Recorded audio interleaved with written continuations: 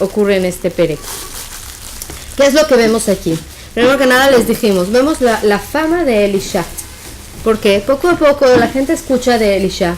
Y dijimos la escuela de Elisha, el Beit Midrash de Elisha, se vuelve ya muy estrecho para la cantidad de alumnos que hay.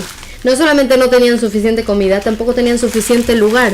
Porque Baruch Hashem, todos sabían, no hay problema, todos sabían de la grandeza de Elisha. Querían apegarse, querían estudiar de él. Y era una persona que invitaba esa actitud. Quiere decir, era una persona que era agradable a la gente. La gente no tenía miedo de acercarse a él. Entonces, primero que nada vemos la fama que se propaga de Elisha. Y por lo tanto la escuela de Nevi'im, el Beit Midrash, se expande. Y Rashi explica que el motivo por el que la gente se empezó a pegar a él y de repente ya no hay lugar en el Beit Midrash es porque hasta el momento que estaba Gehazi con él, el que hacía el trabajo de selección de los alumnos era Gehazi. Era así como los que están parados y dicen, tú entras, tú no entras, tú entras, tú no entras. Entonces, Gehazi hacía algo así. Y de verdad, he sabido que también hoy en día, muchas veces los rabanim grandes son gente muy amable, muy delicada, no van a lastimar, no van a hablar feo, pero necesitan alrededor de ellos gente un poco más dura, porque si no podrían tener su espacio. De verdad, por ejemplo, Rabbi David Abuhatzir en Naharia, mi esposo es de Naharia, entonces de verdad ahí está Rabbi David. Y él es una persona muy adina, muy especial, pero que tiene alrededor de él gente que no deja entrar a casi a nadie. Y puede una persona estar esperando 2 horas en la cola y de repente llega una persona que es importante y tú entras y no importa que aquí todos están esperando 2 horas. Rabbi David no haría algo así. Pero se necesita esa gente a veces para cuidar del tzadik, por así decirlo. Y Gehazi hacía este trabajo. También lo vemos con la mujer, si se acuerdan, la mujer Shunamit, que cuando llega con el profeta, con Elisha, ella viene y lo abraza a los pies y empieza a llorar. ¿Y qué es lo primero que hace Gehazi? La aleja. Como de verdad hace el trabajo feo. ¿Qué? Sí, él hace el trabajo duro, el trabajo no tan agradable. Pero se necesita. En el momento que Gehazi sale del Beit Midrash de Elisha, todos se apegan. Todos de repente tienen lugar todos quieren tener lugar en el Beit Midrash. Y de verdad vemos que el lugar era estrecho. Ya no había lugar para estudiar. Vayamos, te rogamos hasta el Yardén, tomaremos de ahí cada una viga y haremos para nosotros ahí un lugar para habitar ahí. Quiere decir, deciden construir un nuevo Beit Midrash. Cada uno va a hacer un poco de trabajo, van a tomar una viga, un pedazo de madera y van a construir el Beit Midrash. ¿Y qué es lo que sucede cuando van allá? Él le dice vayan y uno de ellos, cuando nos dice Ejad Mem, en hebreo no dice uno de ellos, sino nos dice Vayomer Aejad, no nos dice uno de ellos, sino Aejad, y dijo el uno. ¿Quién es el uno? Entonces de verdad no vi ningún perush de Hazal de quién es el uno, pero podemos entender que por lo visto es el próximo alumno importante después de Gehazi. Quiere decir, era el alumno más importante de Elisha, que tenía un lugar especial, era el uno de Elisha, por así decirlo. Acéptalo luego ir con tus siervos, y él contestó, yo iré. Elisha va con ellos, fue con ellos, llegaron al Yardén, cortaron árboles. Y fue que cuando uno derribaba el madero, tenían hachas, y estaban cortando árboles. Y cuando uno estaba cortando el árbol, se cayó el hacha al agua.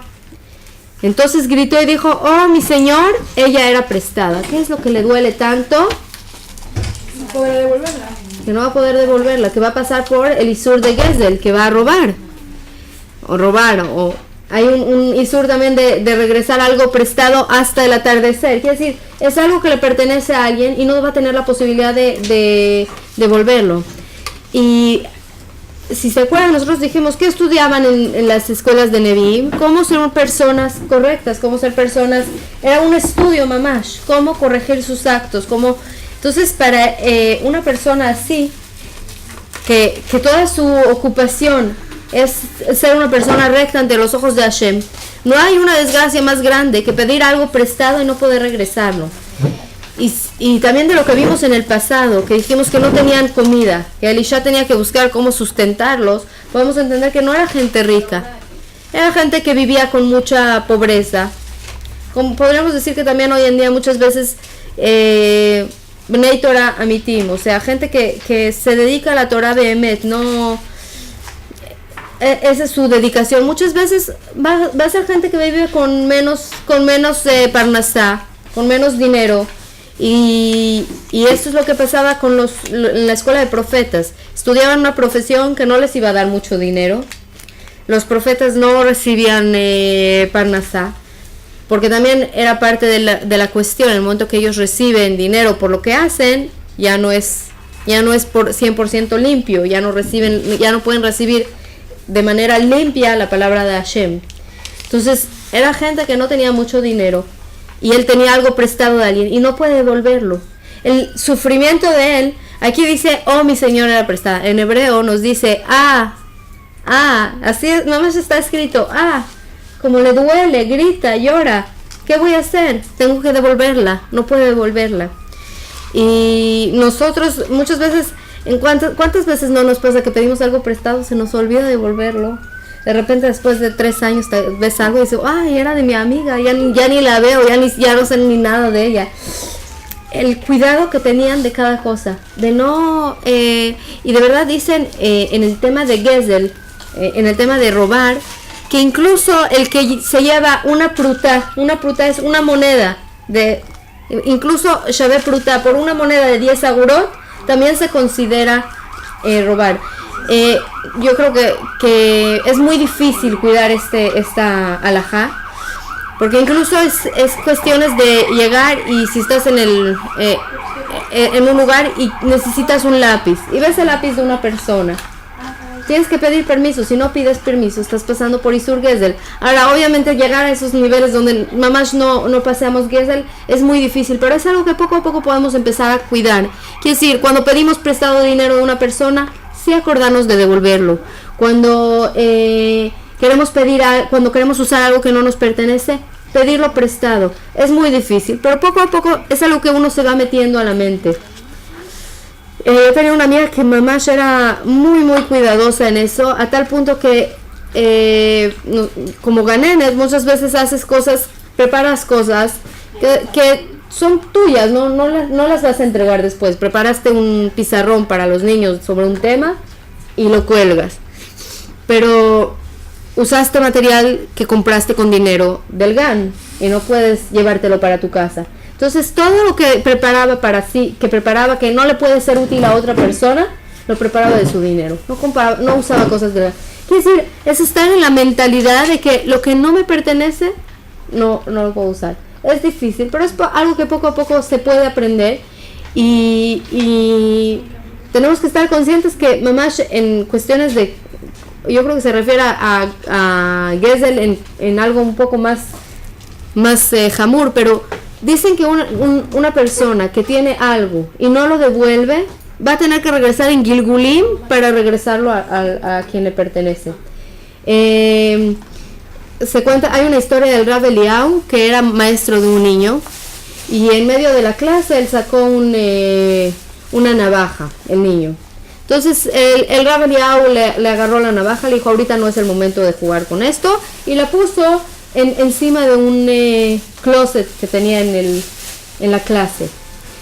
Y lo aleno, este niño falleció después de 2 días, hubo un accidente o algo y el niño muere. Y él no le devolvió la navaja.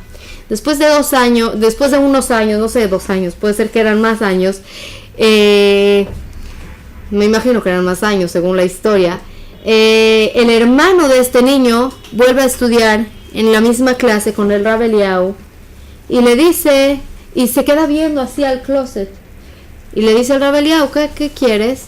Le dice, es que ahí está mi navaja. Quiere decir, el niño tuvo que volver para que le devuelva, para que no vaya a pasar el isur de quedarse con algo que no le pertenece. Y Behemet es sabido, hay muchas historias de este tipo. Behemet, no quiero ahorita prolongar esto, pero que nos demos cuenta que la profecía es algo que lo dijimos en las primeras clases y lo volvemos a decir, es algo que proviene de la limpieza y la pureza de la persona. No es algo que venía por casualidad, era algo que se estudiaba y que se trabajaba. Y cuando una persona tiene algo y lo pierde y no lo va a poder devolver, el sufrimiento que tiene de que no solamente se me perdió lo que no pertenecía, voy a tener que regresar en el próximo Gilgul, sino también la cuestión de que no puedo recibir Nebuá cuando no soy una persona por completo limpia. Entonces, de verdad Elisha ve el sufrimiento de esta persona. ¿Y qué es lo que hace? Dijo el varón de Dios, lo llama varón de Dios, el Tanaj mismo lo llama varón de Dios. ¿Dónde cayó? Entonces le mostró el lugar, cortó una madera, la arrojó ahí y flotó el hierro. Vemos aquí Nes Betognes, igual que dijimos en las otras citaciones. Siempre vemos aquí con Elisha que se repite la cuestión del milagro dentro del milagro. ¿Cuál es el primer milagro? Que cuando arroja la madera, ¿qué le pasa a la madera cuando la arrojas al agua? Flota. ¿Qué le pasa al hierro cuando lo arrojas al agua? Se hunde. Aquí lo que pasó es que la madera se hundió y el hierro flotó. Entonces son Nes Betognes. Y le dijo, levántala para ti, y el otro extendió su mano y la tomó. Quiere decir, Elisha usa esa fuerza que él tiene para ayudar a la gente que lo necesita. Lo vemos a lo largo de todos los milagros que suceden. Con la mujer Shunamit, lo vemos con la mujer con la mujer de los profetas, lo vemos con Naamán, lo vemos con el alumno de Elisha. Todos entienden que con él pueden recibir muchas veces la salvación que están buscando, la ayuda que necesitan. Quiere decir, no todos los Nevi'im eran como él, pero vemos que aquí, que de verdad una de las características de Elisha que lo hace tan grande, es de verdad su capacidad de ayudar, de dar, de pensar cómo puede ayudar al prójimo.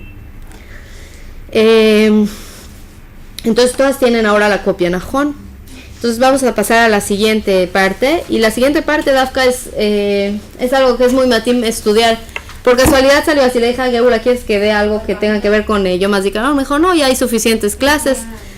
Le dije, bueno, voy a ver si lo que tengo que enseñar tiene que ver. Y Behemet salió impresionante, mamash matim para Yom HaZikaron. Así que vamos a leer este perek y vamos a explicarlo.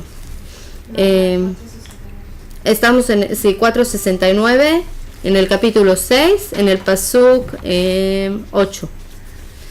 Entonces, sí, ¿quién quiere leer? ¿Alguien quiere leer? Lidia. La elegida. El rey de Aram estaba en guerra con Israel y se aconsejó con Hola, sus Shirley. siervos, diciendo, en tal y tal lugar acamparé.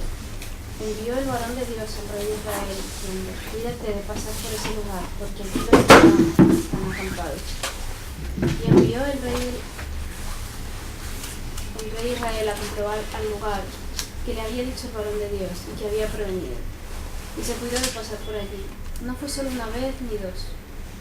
Se turbó el corazón del rey de Aram por esta cosa, y llamó a sus siervos y les dijo, ¿acaso no me dirán quién de los nuestros informa al rey de Israel?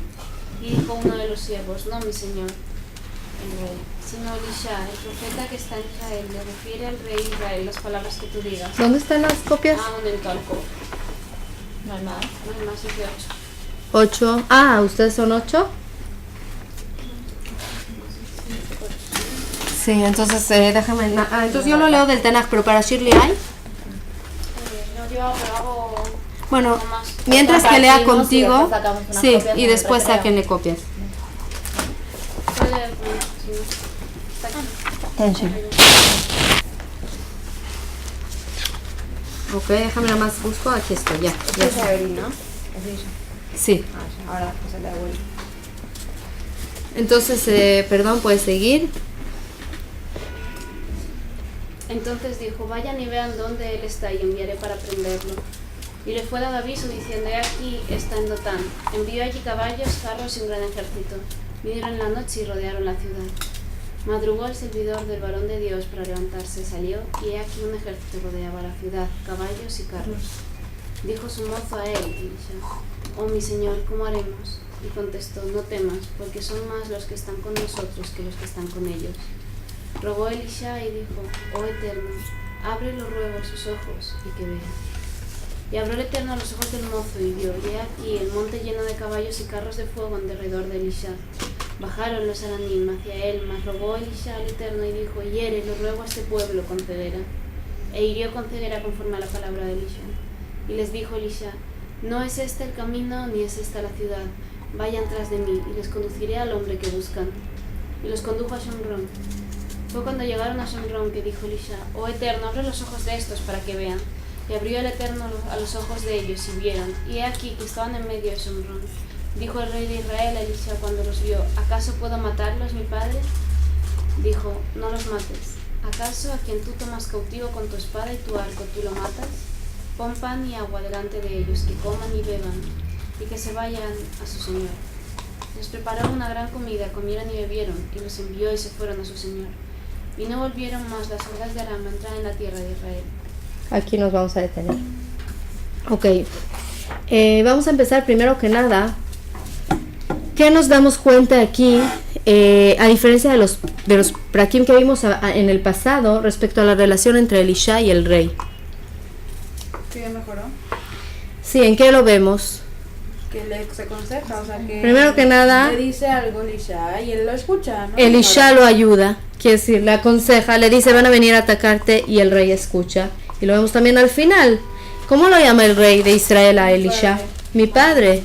¿Quién llama a mi padre? También Elisha llama así a Eliyahu. Es una manera de llamar a alguien a quien aprecias mucho. Quiere decir que, por lo visto, podemos entender que en este shlav de los nisim de Elisha hay un cambio de rey. No es el mismo rey de Israel que hubo hasta ahorita. Si hasta este momento el rey que estaba era Yoram ben Ahab, que tenía una muy mala relación con él, ¿por qué? Porque se avergonzaba de Elisha, porque sabía que todavía continuaba haciendo los pecados de Jeroboam ben Nabat. También este rey, a pesar de que ninguno de los reyes de Israel fue en el camino de Hashem, a pesar de eso, este rey por lo menos sí entiende la grandeza de Elisha, y por lo visto se habla de Yehu.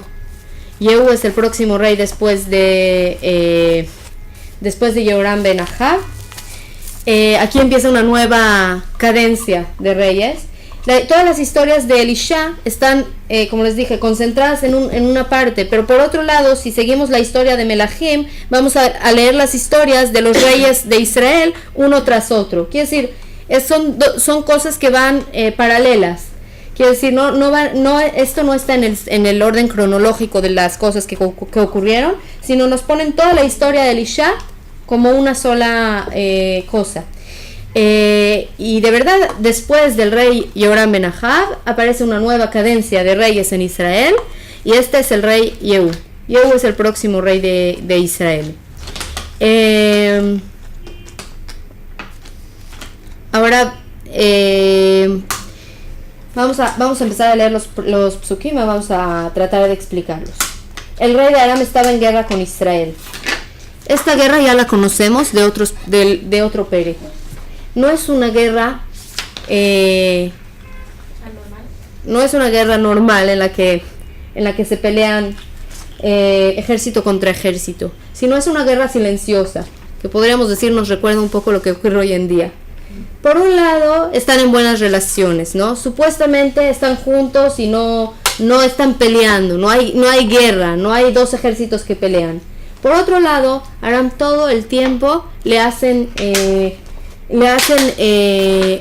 a Am Israel, hacen todo el tiempo ataques en los que roban a gente, roban las cosas de la gente. Y esto lo vimos, si se acuerdan, en el perk pasado, que Naamán tenía una sirvienta de Israel, que de dónde venía, de todos estos ataques en los que venían y robaban gente para que sean sus sirvientes, para que agarraban sus pertenencias. Quiere decir, no era una guerra de manera clara, era una guerra silenciosa, que yo creo que nos recuerda un poco lo que ocurre hoy en día. Por un lado, estamos con la gente y sabemos que no hay mucho cariño entre nosotros, y aparentemente no hay guerra. Si hoy en día ves las noticias, no hay una guerra, no hay un Oferet Yetzuká, no hay Tzukeitá, no hay una pelea, un ataque abierto, pero de manera silenciosa nos hacen muchos tzarot los arabim, aquí y allá drisot, aquí y allá piguim y cosas que lo aleinu, que nos hacen mucho daño.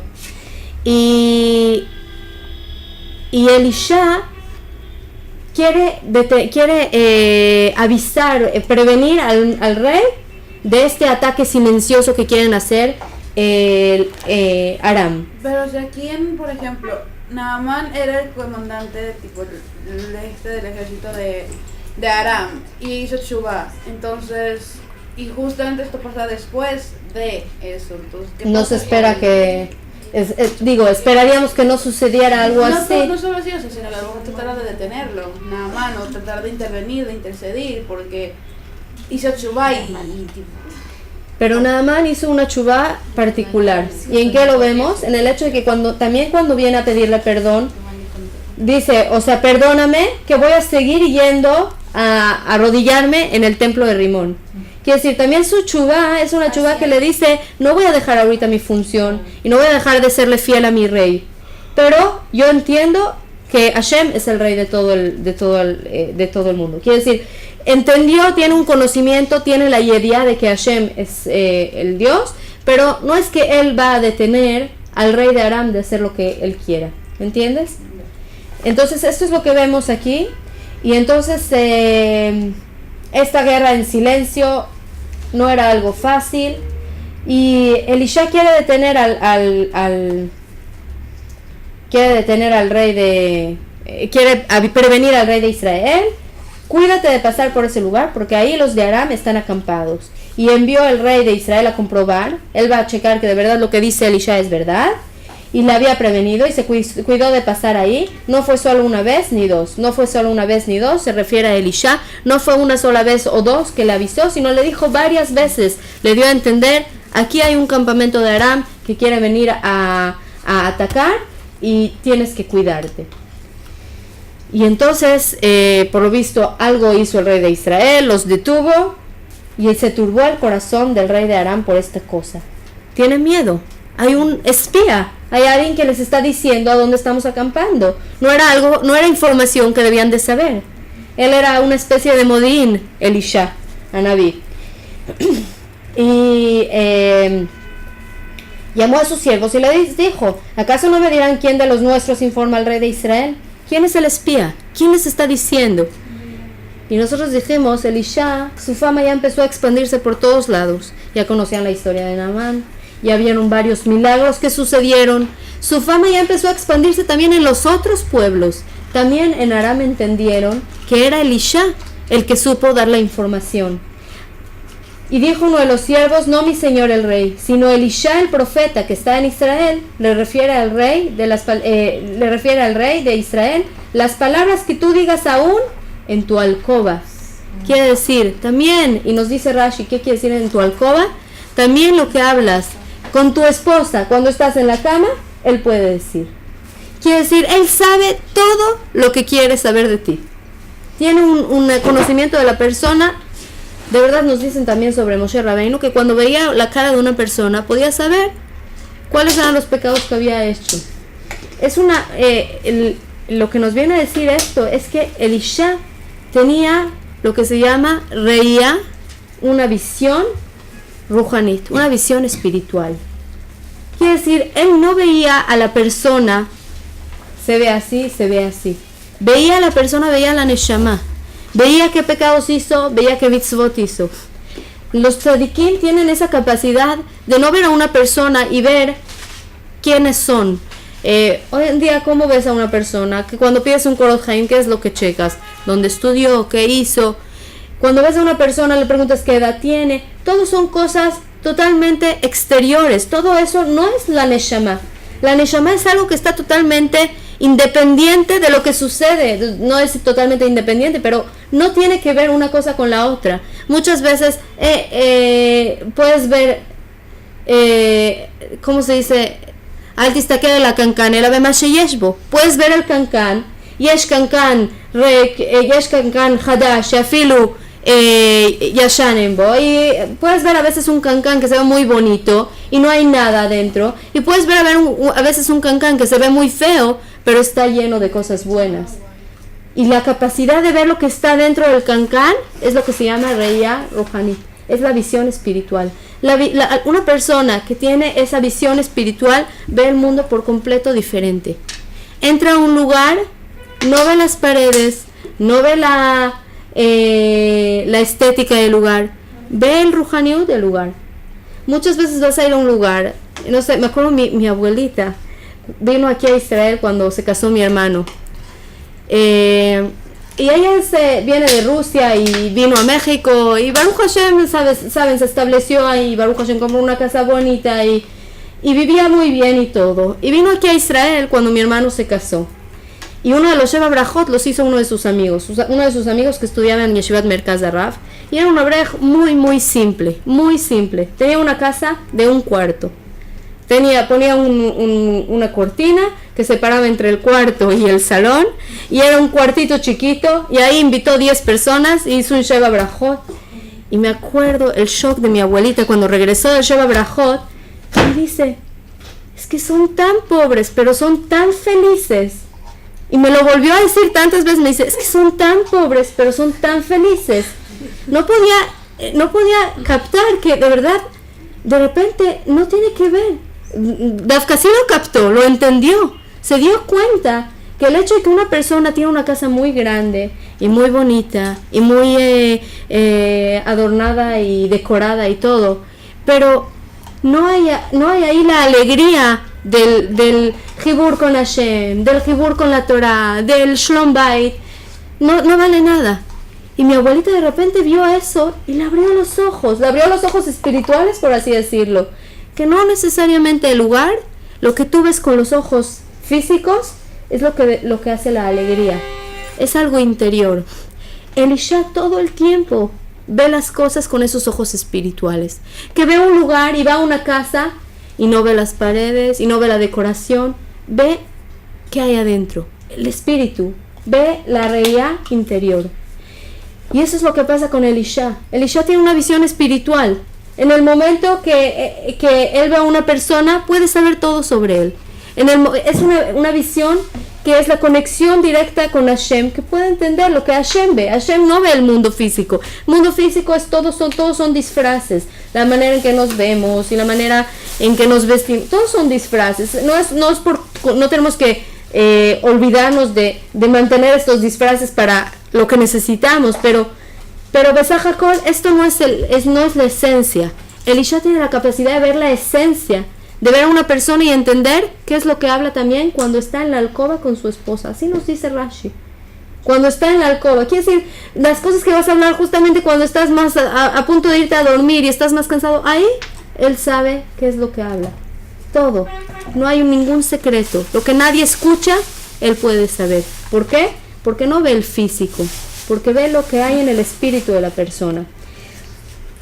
Entonces eso es lo que él dice. Entonces el rey tiene miedo.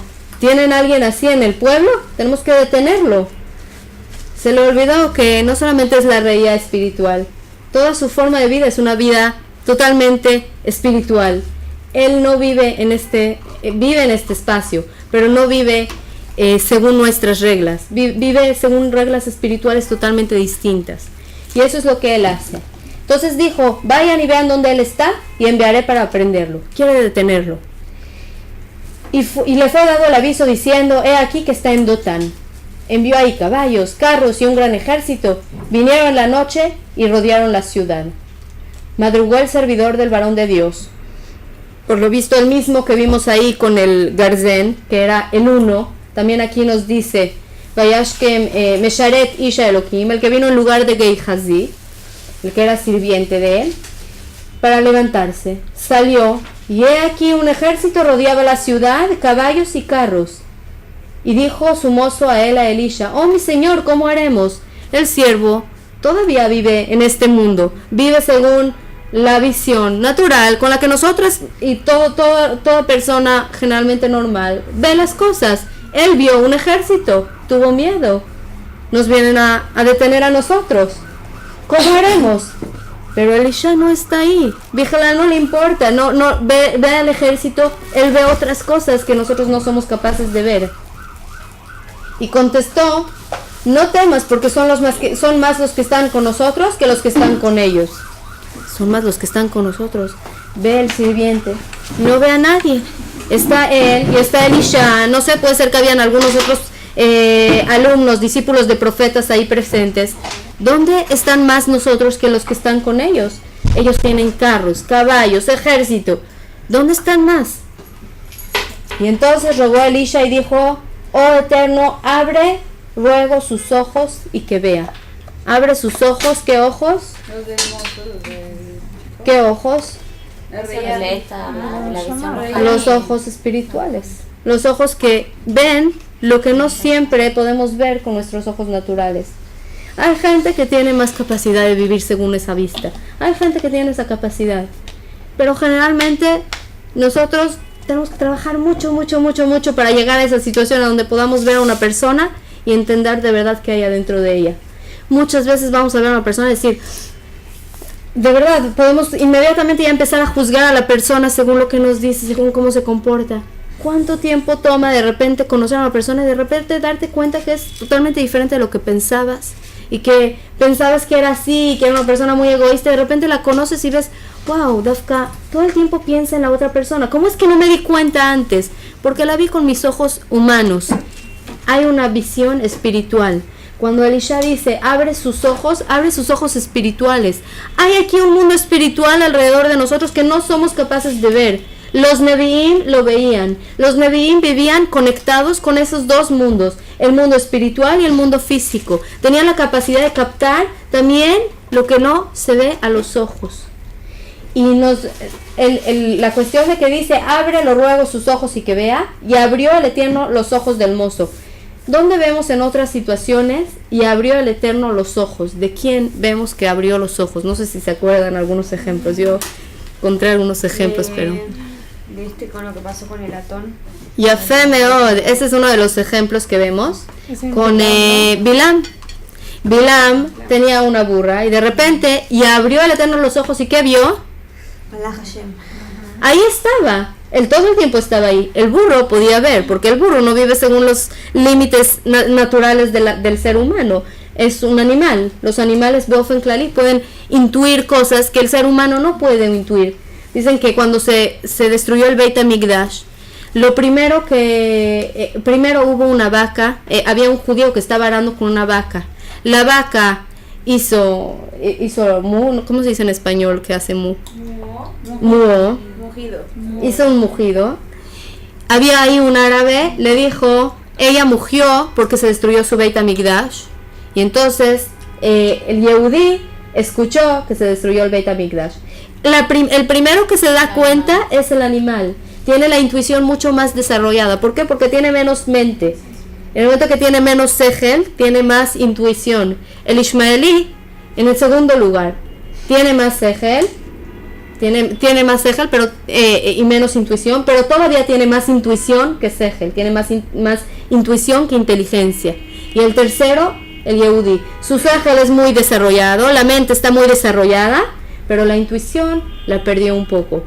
Y dicen por eso también las mujeres tenemos más intuición. ¿Por qué? Porque nosotros estamos más conectadas al sentimiento. El hombre está más conectado a la mente, al entendimiento mental de las cosas. Por eso estudia Gemara, estudia cosas que exigen de él el uso de la mente. La mujer está más conectada al sentimiento. Ella tiene más facilidad de educar a los niños, de dirigir lo que es el hogar y todas esas cosas que requieren más fluidez en el mundo, y por lo tanto su intuición está más desarrollada.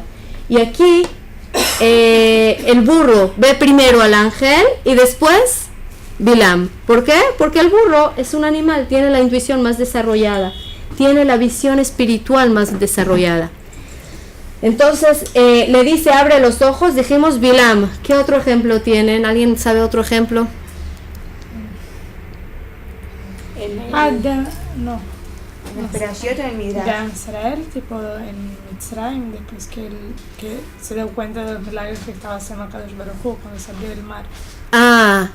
Que incluso una... No, pero no creo que fue ayer. No vemos que dice así, Mamash Beferush. En las Perashiot o en el Midrash. En Perashiot, todo sí. en la Torah. En Sefer Bereshit. al principio. Cuando se dieron cuenta que estaban desnudos. Najón, abrió los ojos y de repente se dieron cuenta que estaban desnudos. Quiere decir, de repente cambió. El abrió los ojos nos viene a decir un entendimiento de algo. Quiere decir, hasta ese momento estaban así y no vieron. Ahorita abrió los ojos y entendieron algo nuevo. Y el tercer ejemplo que hay es sobre Agar. También nos dice sobre Agar que le abrió los ojos y que vio Malach Hashem. Malach Hashem, también un ángel. Quiere decir, el poder abrir los ojos, quiere decir abrir otro tipo de visión. Tal vez con Adam, Dafka, la visión que se abre es la visión física. Zotomeret hasta ese momento vivía en un mundo totalmente espiritual. De repente le abrió los ojos, Dafka, los ojos físicos, por así decirlo, y entonces se da cuenta que está desnudo. Pero aquí todos los otros ejemplos son ejemplos donde gente que veía con ojos físicos, de repente le abrieron los ojos. ¿Qué ojos? Todo el tiempo tenía los ojos abiertos. ¿Qué? Bilam tenía los ojos cerrados cuando iba en el burro. No, le abrió los ojos espirituales. A Agar le abrió los ojos espirituales. De repente vio un ángel. Y esto es lo que él le pide. Oh Eterno, abre, lo ruego, sus ojos que vea. ¿Qué quiere decir abre sus ojos? Abre sus ojos espirituales. Que pueda ver una visión espiritual de las cosas. Y abrió el Eterno los ojos del mozo y vio. Y he aquí el monte lleno de caballos y carros de fuego en derredor de Elisha. Se dio cuenta que había un campamento completo que los estaba cuidando. Bajaron los aramim hacia él, mas rogó Elisha al Eterno y dijo: hiere, lo ruego, a este pueblo con ceguera. Nuevamente el juego con las palabras. ¿Qué les dice? Con ceguera. ¿Qué quiere decir ceguera? ¿Qué es ceguera? De repente todos se volvieron ciegos. Una especie de ceguera que no les permite ver las cosas con claridad. No necesariamente no veían de repente nada y estaban porque no tenían capacidad de entender algo. De repente les cerró una especie de entendimiento de algo. ¿Dónde estamos? Y era este pueblo con ceguera. E hirió con ceguera conforme a la palabra de Elisha. Y les dijo Elisha: no es este el camino ni esta la ciudad. Vayan tras de mí y les conduciré al hombre que buscan. ¿Quién es el hombre que buscan? A él lo buscan. Él les dice: vayan tras de mí y los voy a llevar al hombre que buscan. ¿Por qué no pueden reconocer a Elisha? Porque tienen ceguera. Tienen una ceguera que no pueden captar lo que sucede alrededor de ellos. No tienen la capacidad de entender que la persona que los está guiando no es ni más ni menos que la persona que ellos están buscando. Y los condujo a Shomrón. ¿Y a dónde los lleva? Los lleva a un lugar a donde ellos se vuelven, en lugar de que ellos vayan a apresar a Elisha, ellos se vuelven los prisioneros. Y fue cuando llegaron a Shomrón, que es el lugar donde está el rey de Israel, que dijo Elisha: oh Eterno, abre los ojos de estos para que vean, que reconozcan que a dónde están. Y abrió el Eterno los ojos de ellos y vieron, y aquí que estaban en medio de Shomrón, en el lugar donde menos querían estar. Ahí están en medio, mamash, listos para que el rey de Israel los atrape. Y dijo el rey de Israel a Elisha cuando los vio: ¿acaso puedo matarlos, mi padre? Le pregunta. Vemos que hay aquí una especie de irat kaboda a Elisha que no había en el otro rey. Dijo: no los mates. ¿Acaso a quien tú tomas cautivo con espada y tu arco tú lo matas? Como según los perushim que vi, le dice Rashi: tú no fuiste el que los tomó cautivos, por lo tanto no tienes el permiso de matarlos. Pon pan y agua delante de ellos, que coman y beban y que se vayan a su señor. Les preparó una gran comida, comieron y bebieron, los envió y se fueron a su señor. Y no volvieron más las hordas de Aram a entrar en la tierra de Israel. Él consiguió el objetivo, Elisha, detuvo la guerra, pero de una manera pacífica. Eliyahu era guerra, era en el momento que sucede lo de Ara Carmel, era fuego. Elisha es agua. En el momento que sucede lo de Ara Carmel, nuevamente también el Garzén, si se dan cuenta, también es un milagro que ocurre con agua, se ocurre dentro del agua. Cuando Eliyahu sucede lo que sucedió en Ara Carmel, dice: vayan y maten a todos los que trabajan a Bodaz Zara. Aquí les dice: dales de comer. Vemos la oposición entre los dos personajes. Uno es Din y el otro es, podríamos decir, Gesed o Rahamim. Yo diría más Rahamim que Gesed. Sí, me parece que es más Rahamim. Yo también me parece. Porque sí tiene un lugar de... ahora, lo que yo quería explicar aquí es que la palabra reía, que se repite mucho en el pasuk, no lo vemos porque está en español, pero en hebreo todo el tiempo habla de la palabra reía, tiftach teinav vesheire, o sea, la palabra reía son las mismas letras que la palabra irá. Irá es temor, reía es vista. Quiere decir, cuando una persona vive con irá de Hashem, se acerca más a lo que es la reía ruhani, la verdadera reía. En el momento que Elisha tiene todo el tiempo esa ira, ese entendimiento de que hay un mundo espiritual, hay un Dios que nos cuida, aunque no lo vemos. No es fácil vivir diciendo, uno de los Yud Gimel y Karim, que Hashem no tiene cuerpo, no tiene forma y está en todos lados. Son cosas que, ¿cómo podemos entenderlas? ¿Cómo podemos creer en algo que no vemos? Mucha gente va a decir, si Dios existe, compruébamelo. No lo puedes comprobar. ¿Por qué? Porque la prueba es algo que está en una visión espiritual constante, en una ira, en un temor de que está presente en todos lados, de que hay un mundo espiritual alrededor de nosotros, aquí, en este lugar, y allá, en la calle, y en todos lados donde te estás moviendo. Hay una presencia de Hashem en todos lados. La ira es entender eso, es entender lo que Elisha puede saber de una persona, incluso lo que habla en la alcoba. Hashem todavía más que eso puede saber. Hashem puede saber también qué es lo que piensas, puede saber qué es lo que querías pensar y no pensaste, puede saber absolutamente todo sobre ti. Si tienes ira, vas a tener una reía mucho más clara de la vida. Puedes ver las cosas de manera más espiritual. Puedes entender que cuando algo ocurre y no ocurrió como tú pensaste, también Hashem está presente y Él está dirigiendo las cosas. Cuando uno tiene ira, tiene una reía verdadera de las cosas como deben de ser. Una visión espiritual. Pero yo creo que hasta cierto punto sí se puede comprobar.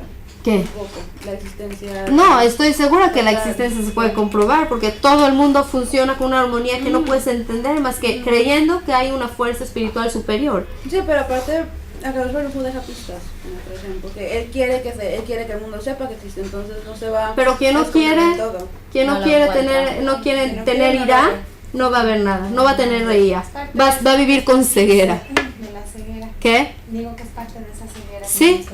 La ceguera que ellos tienen es una ceguera de que ven a Elisha y no son capaces de captar que Elisha es la persona que están buscando. ¿Por qué? Porque no tienen la mínima intuición espiritual. Ahora, por lo visto, sí la tenían, pero Elisha los golpea con ceguera. Quiere decir, sí hubieran podido reconocerlo si Elisha no los hubiera golpeado. Ahora, ¿por qué digo que esta clase tiene que ver con Yom Zikaron? Porque este ataque que le hacen a Elisha es Behemet algo que por lo visto sucedió durante todos los 67 años de Medinat Israel, durante todas las guerras. Muchas veces aparentemente estamos aquí porque la Tzabá logró muchas veces pelear y ganar en Milchemet 67 y hubieron muchos Hayalim que cayeron y todo, pero Besaj HaKol tenemos una Tzabá muy fuerte y nos olvidamos que Behemet tenemos alrededor de nosotros caballos y carros de fuego que nos están cuidando. Y Hashem está todo el tiempo cuidando a cada uno de los Hayalim. Y Él sabe perfectamente qué Hayal tiene que regresar a la casa. Tenemos que cuando tenemos la ira de que Hashem nos está cuidando. Y Hashem es el que dirige todo este proceso. Y Najonka es difícil. Cada Hayal que cayó es una tristeza que no podemos entender. Familias que nunca vuelven a ser las mismas después de que algo así sucede. Pero lo que nos da la fuerza es entender que Behemet Hashem está todo el tiempo y Él está peleando junto con estos Hayalim y Él está con los carros de fuego y en mérito a estos Hayalim que van físicamente y pelean, Hashem también nos manda a estos Hayalim espirituales que pelean con ellos y gracias a ellos y gracias a Hashem obviamente tenemos Behemet esta Medina y no es Muban Me'elav. No fue fácil. La primera guerra tuvimos que pelear cuando no teníamos ni siquiera una tzavá organizada. Tuvimos que pelear contra 6 países árabes que nos vinieron a atacar. ¿Cuál es el sentido? Es algo como lo que le pasó a Elisha. Hay muchos alrededor de nosotros. ¿Cómo vamos a ganar? Nos dice Hashem, hay alrededor de ustedes carros de fuego y ejércitos, y un ejército completo que los está cuidando. Y Hashem es el que nos ayudó a poder vencer en las distintas guerras, y obviamente con los sacrificios que hubieron en cada una de ellas. Esos sacrificios nos dan el mérito de poder continuar aquí, de poder seguir viviendo aquí. Y que Bezrat Hashem nos siga cuidando y cuida a cada uno de nuestros Hayalim y a cada uno de los Toshavim de Medinat Israel. También hoy en día ya no son solamente los Hayalim, también es la gente más inocente que puede venir y estar estudiando Torah en la yeshiva, o puede ir a caminar y nunca sabes dónde puede venir. Pero en el momento que tenemos Sirá, también vamos a tener la realidad de entender que también Gam Ze Letuva, con toda la tristeza que cuesta y con todo el dolor que hay en cada una de las personas que se perdió, Hashem escoge, elige, es impresionante, elige Neshamot Gdolot, que nos dan el mérito de poder seguir viviendo aquí. No hay una Neshama que cayó, que por lo visto Hashem no se la llevó porque era muy muy grande y muy especial. Son gente especial la que vino y que con su Mesirut y con esas Neshamot tan grandes nos dan el mérito de poder seguir viviendo aquí. Entonces que Bezrat Hashem tengamos el mérito de vivir aquí sin más sacrificios, sin más korbanot, y Hashem nos siga cuidando y tengamos el mérito de la Geulah Shleimah Bekarov.